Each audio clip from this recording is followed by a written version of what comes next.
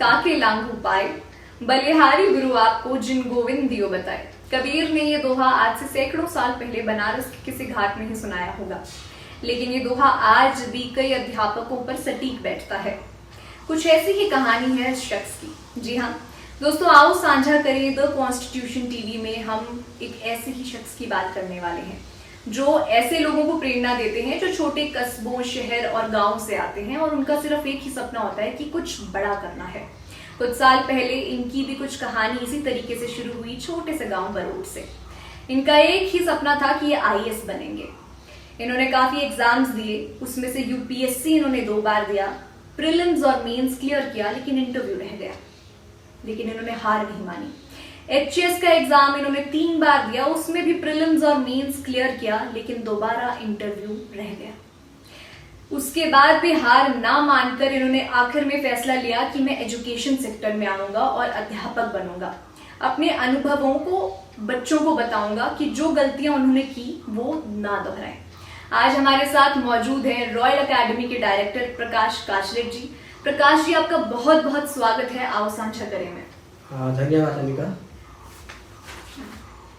तो सर, आप हमें पहले कुछ अपने बारे में बताइए कि आपकी जर्नी किस तरीके से स्टार्ट हुई। अपने गांव के बारे में बताइए, अपने परिवार के बारे में बताइए कि किस तरीके से आपने सोचा कि सिविल सर्विसेज में आना है और आप क्या बनना चाहते थे। मेरा जन्म बरोट में, डिस्ट्रिक्ट मंडी में एक छोटे से गांव में हुआ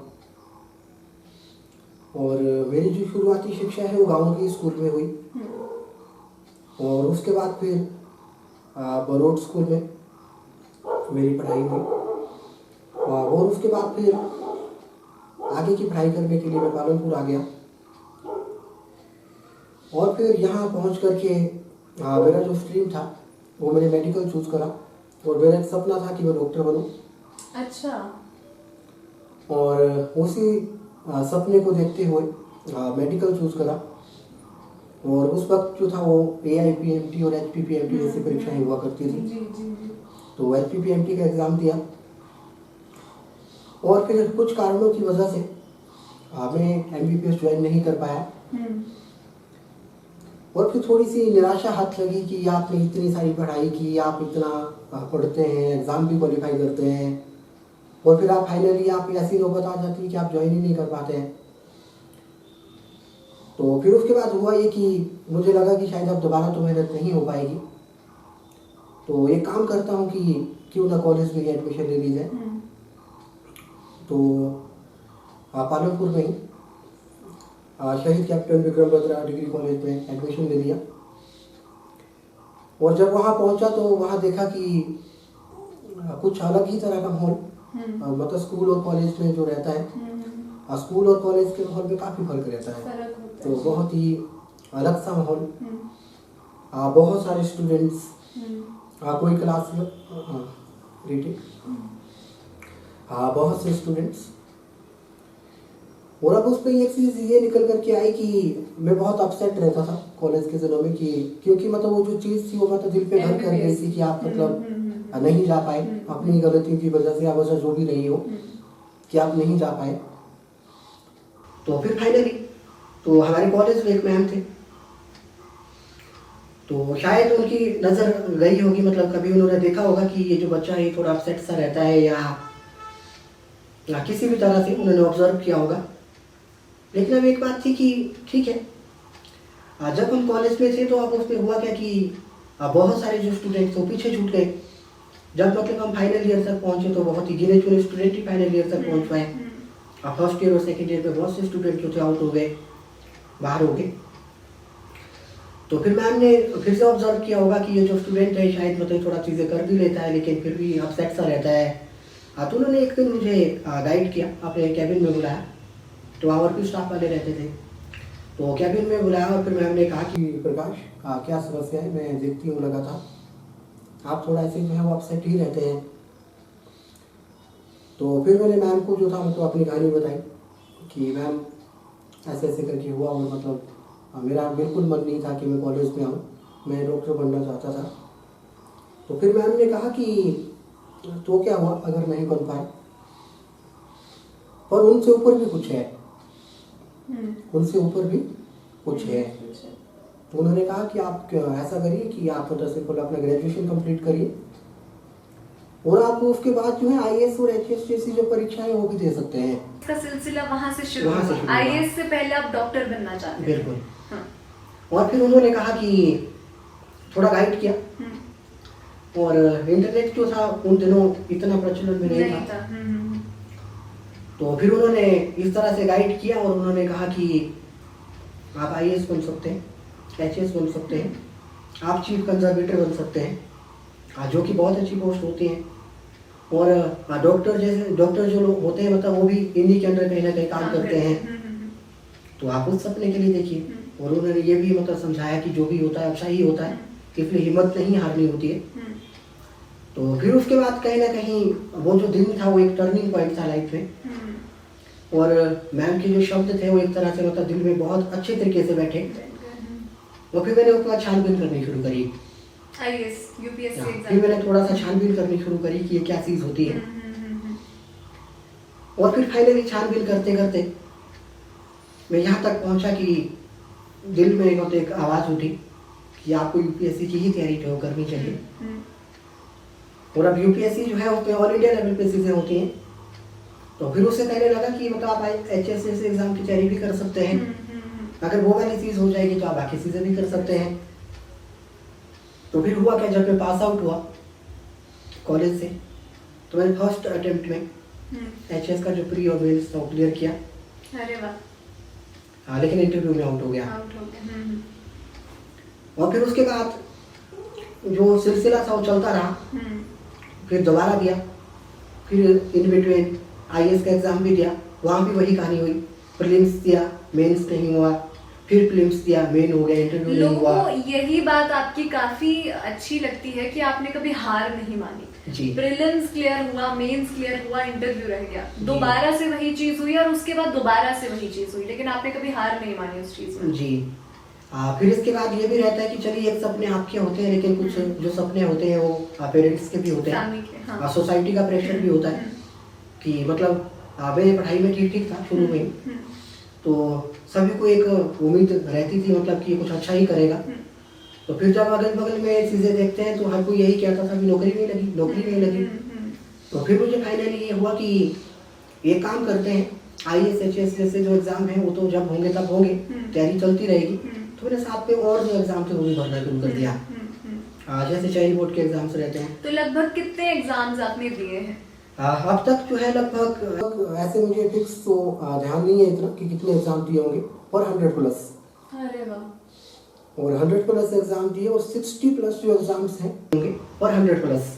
अरे वाह। और 100 प्लस एग्ज़ाम दिए और 60 प्लस जो एग्ज़ाम्स हैं वो क्लियर हुए, वो मतलब किसी न किसी तरह से क्लियर भी किए।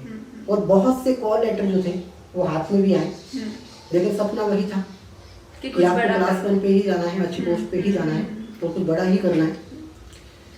तो फिर किसी तरह से उन चीज़ों को मोटिवेशन के तौर पर रखते हुए, और जो सोसाइटी से भी जब कोई क्वेश्चन आता था कि आपका ये नहीं हुआ, आपका ये वो नहीं, तो मेरे पास चीज़ रहती थी कि जो आप करना चाहते हैं वो मैं मतलब अचीव करके छोड़ भी चुका हूँ। पर ये इसलिए नहीं कि दिखावा करना है या फिर किसी को नीचा दिखाना है, जस्ट इसलिए कि अपने सपने बड़े हैं। और फिर फाइनली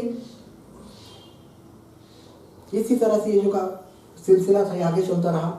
एग्जाम होते रहे, pre mains interview out, pre mains interview out. तो ये जब सब चीजें हो गई प्रकाश जी, तो आपने कब सोचा कि मुझे एजुकेशन सेक्टर में आना है? क्योंकि जिस तरीके से आपने कहा कि सोसाइटी प्रेशर होता है कि नौकरी क्यों नहीं लगी है, तो ऑब्वियसली एक दिमाग में ये चीज आ जाती है खुद में भी कि हाँ नौकरी इस वक्त नहीं है मेरे पास जी। तो आपको कब लगा कि मुझे एजुकेशन सेक्टर में आना है? जी हाँ, शुरुआती दिनों में यहाँ इस सेक्टर में आने का मेरा कोई इरादा नहीं था। अब मेरे एक दोस्त थे, उन्होंने वंश मुझे कहा कि आपको बहुत नॉलेज है और बहुत सारी चीज़ें मुझे आपसे सीखने को मिलती है, तो आप एक काम करिए, मतलब कुछ बच्चों को पढ़ा लिया कीजिए,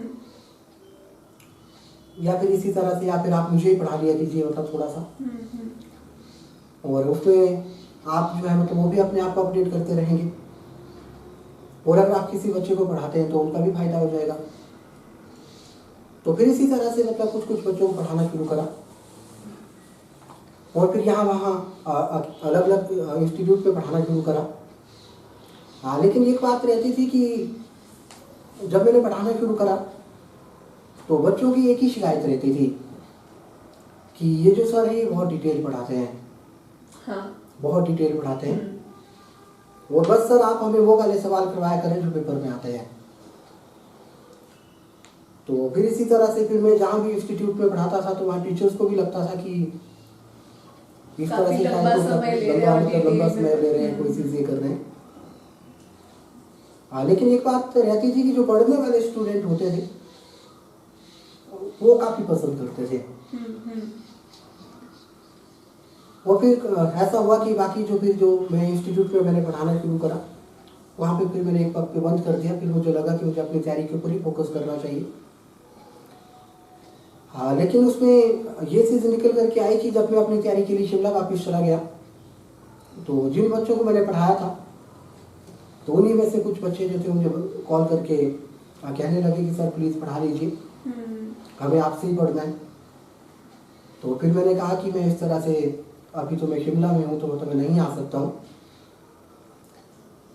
और फिर उन दिनों मेंस के एग्ज़ाम चल रहे थे और मेंस के एग्ज़ाम कुछ टाइम बाद आने वाले थे, तो मेंस के लिए मुझे लगा कि वो एक अच्छा प्लेस रहेगा, लाइब्रेरी फैसिलिटीज अच्छी हैं शिमला में।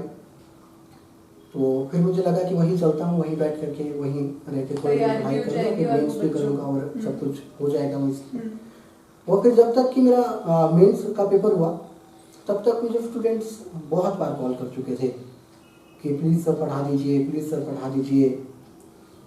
तो फिर मुझे फाइनली लगा कि कोई नहीं, मतलब बच्चे इतना इंसेस कर रहे हैं, पेपर भी हो गए मेंस के, तो मैं काम करता हूँ बच्चों को पढ़ा देता हूँ।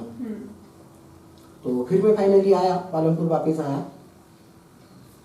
तो फिर मैंने बच्चों को कहा कि देखिए मेरे पास कोई स्पेस नहीं है जहाँ मैं आपको पढ़ा पाऊँ, मेरे पास कोई स्पेस नहीं है। और मैं छोटे से कमरे में रहता था, मैं और मेरे भाई रहा करते थे वहाँ, तो छोटा सा स्पेस था। तो मैंने कहा कि मेरे पास इतना पर्सनल स्पेस भी नहीं है कि मैं आप लोगों को वहाँ पढ़ा पाऊँ।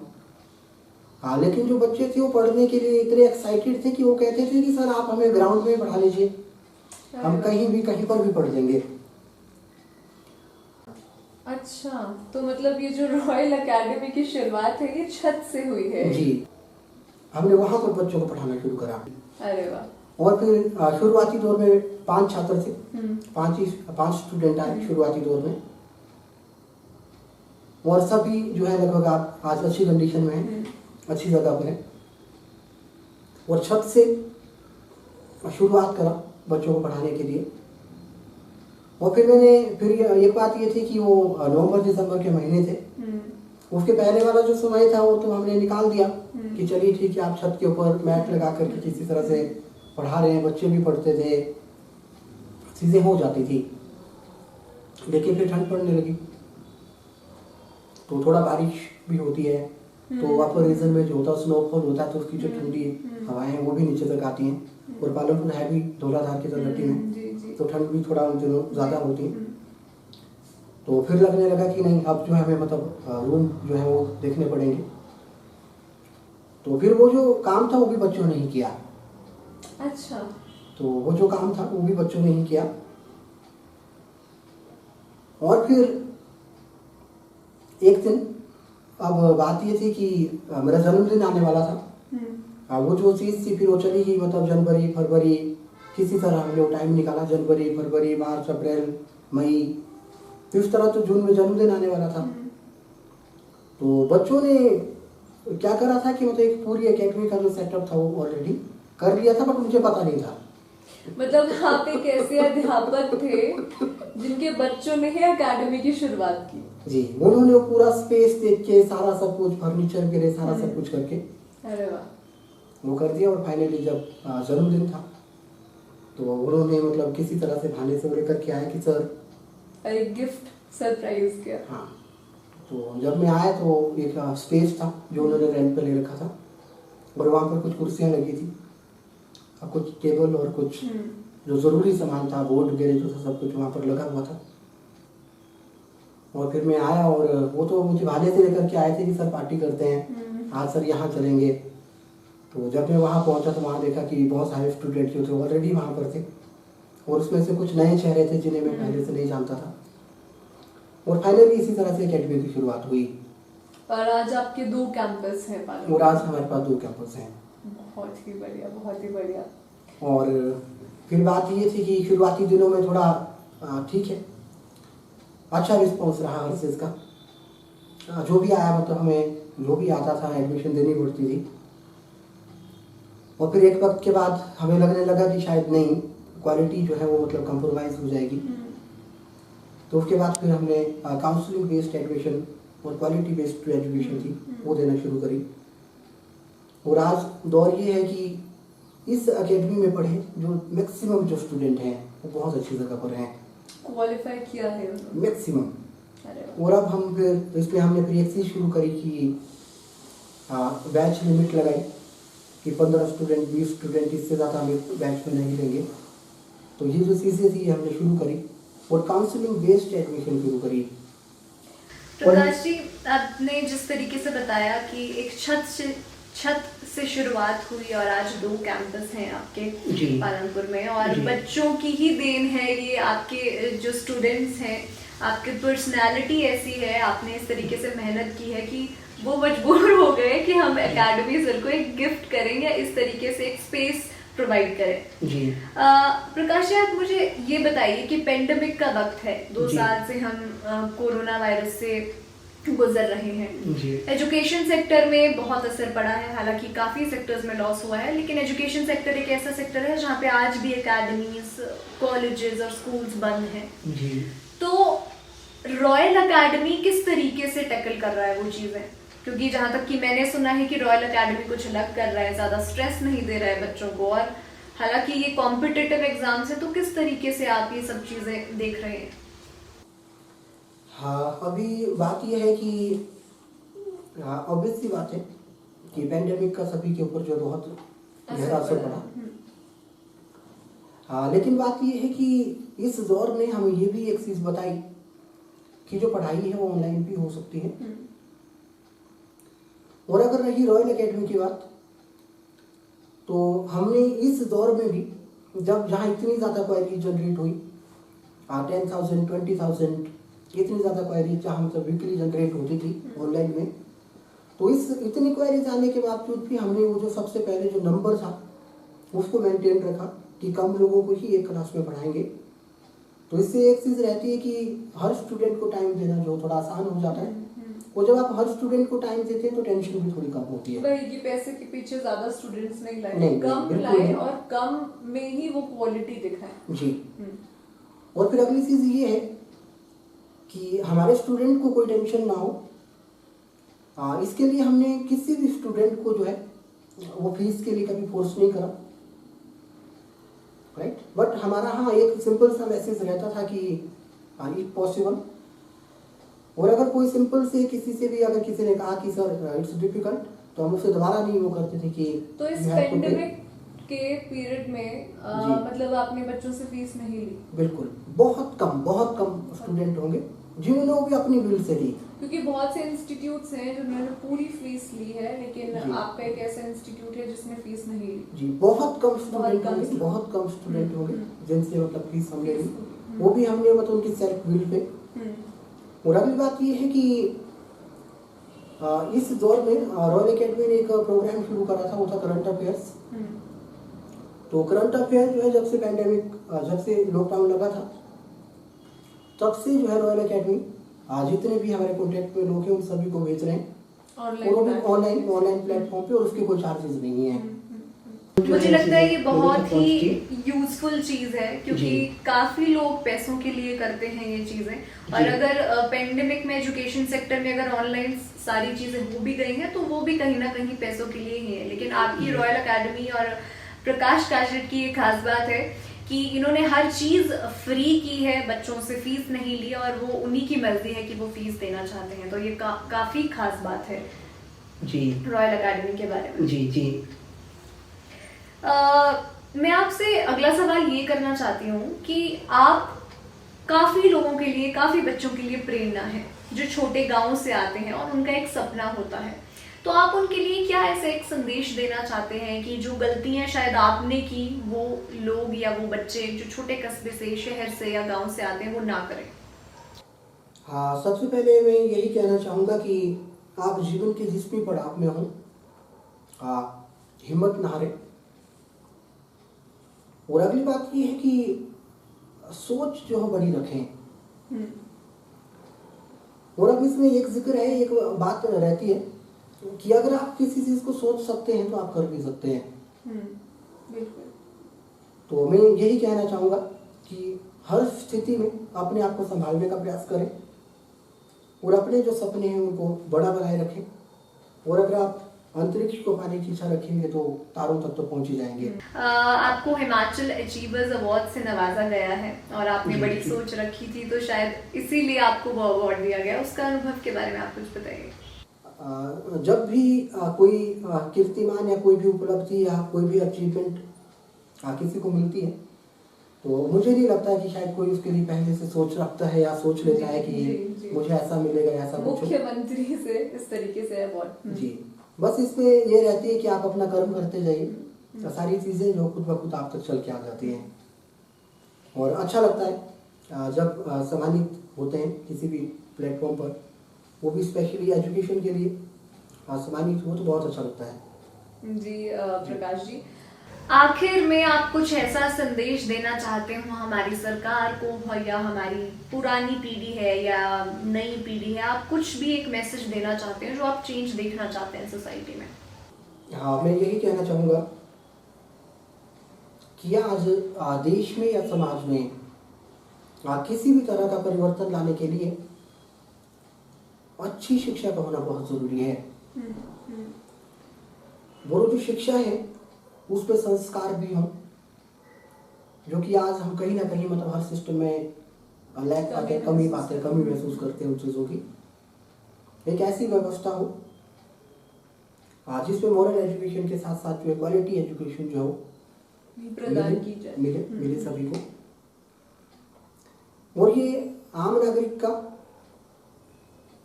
नागरिक का भी कर्तव्य है कि वो अच्छी चीज़ों की ओर जो हो ज़्यादा उत्साहित हो। तो आज की पीढ़ी के लिए और सरकार के लिए मैं यही कहना चाहूँगा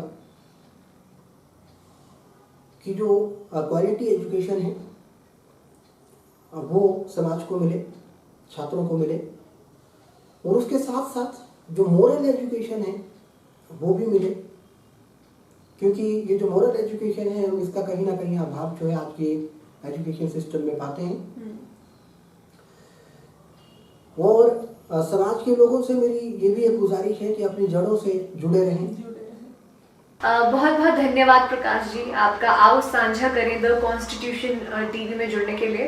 तो दोस्तों, ये प्रकाश काचलेट थे जिनकी एक ख्वाहिश है कि क्वालिटी एजुकेशन पे बिलीव किया जाए, लेकिन साथ ही लोग अपनी जड़ों से जुड़े रहें और संस्कृति से जुड़े रहें, ताकि फर्दर फ्यूचर में वो उनके लिए हेल्पफुल हो और एक अच्छा इंसान बने। क्योंकि ये खुद छोटे से गांव से थे और आज उनकी एकेडमी है, इन्होंने काफ़ी एग्जाम्स दिए, ज़्यादा एग्जाम्स दिए हैं जिसमें लगभग 60 एग्जाम क्वालिफाई हुए हैं, और ये छोटे से गांव से थे और इनका आज इतना बड़ा सपना पूरा हुआ है एजुकेशन सेक्टर में काम करना। तो हम आपको अगले एपिसोड में ऐसी ही शख्सियत से मिलवाएंगे। आप देखते रहिए आओ साझा करें द कॉन्स्टिट्यूशन टीवी।